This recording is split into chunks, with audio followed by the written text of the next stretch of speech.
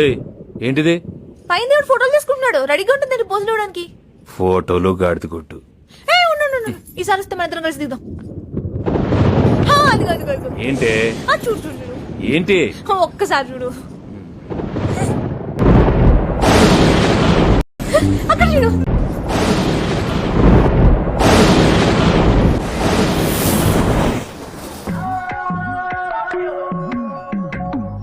అయిందా?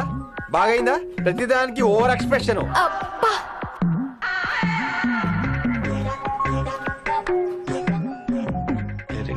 నమస్కారం అండి.